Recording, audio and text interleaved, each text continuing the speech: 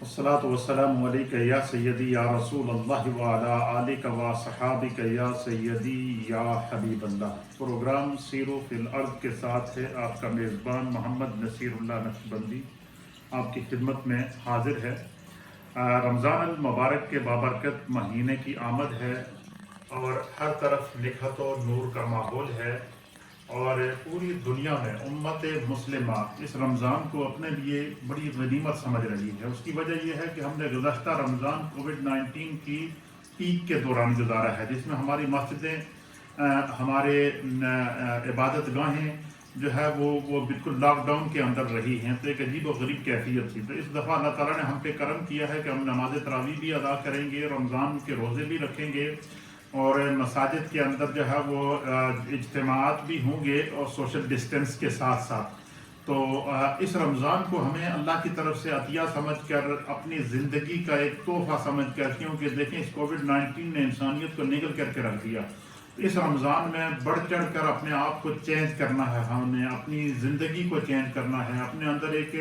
جو ہے وہ ایک روحانی انقلاب لانا ہے، اور اپنے ظاہر اور باطن کو پاک کرنا ہے، اپنے رب کی طرف رجوع کرنا ہے، اپنے گناہوں سے سچی توبہ کرنی ہے۔ اور یہ جو لمحات اللہ نے ہمیں زندگی کے عطا کیے ہیں، ان کو ہم نے اپنے لیے جو ہے وہ غنیمت سمجھنا چاہیے۔ اللہ تعالیٰ کی بارگاہ میں دعا ہے کہ رب کریم ہم سب پر اپنا فضل و کرم اور اس طرح کے زندگی کے مواقع ہمیں بار بار عطا فرمائے۔ حضور اللہ نبینا علیہ الصلوۃ والسلام رمضان کے مہینے میں باقاعدہ اس کے آنے سے پہلے صحابہ اکرام کی ذہن سازی فرماتے تھے۔ حضور علیہ السلام صحابہ اکرام کو رمضان کی آمد پر خطبہ دیتے تھے۔ شعبان کے مہینے میں آپ کثرت سے عبادت کرتے، نمازیں پڑھتے، تسبیحات پڑھتے، تحلیلات پڑھتے،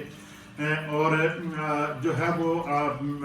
اہتمام کے ساتھ عبادت کرتے، اور نبی پاک صلی اللہ علیہ وسلم نے صحابہ اکرام کو اس طرح راغب کیا۔ گویا کہ اس شعبان کے مہینے میں اپنے قلب اور قالب کو اس انداز میں ڈالنا ہے ہم نے کہ جب رمضان کی برکات نصیب ہوں تو وہ روحانیت، وہ چاشنی، وہ رحمتیں، وہ برکتیں، جو جس کا پہلا اشرا رحمت، دوسرا مغفرت اور تیسرا جہنم سے آزادی ہے، اور اللہ تعالیٰ ہمیں ان تمام اشروں کی برکات نصیب فرمائے۔ اور اس موقع پر ہم نے اپنے ان ماؤں بہنوں بزرگوں کو نہیں بھولنا ہے جو اس رمضان سے پہلے جو ہے وہ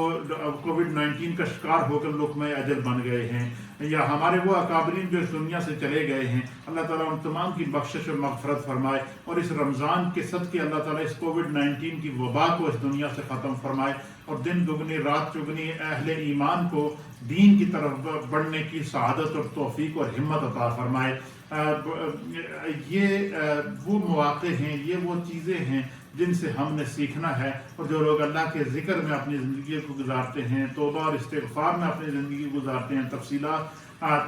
تسبیحات اور تحلیلات کے اندر اپنی زندگی کو گزارتے ہیں، وہ لوگ خوش قسمت لوگ ہیں۔ اس لیے نبی پاک صلی اللہ علیہ وسلم کی ایک حدیث کے مطابق حضور نے فرمایا کہ اپنی زبانوں کو اللہ کے ذکر سے تر رکھا کرو۔ تو جو اللہ ہمیں موقع عطا فرما رہا ہے اسے غنیمت سمجھ کر ہمیں اپنی زندگی کی اصلاح کرنی چاہیے۔ رب کریم ہم سب کو دین سمجھنے کی توفیق عطا فرمائے۔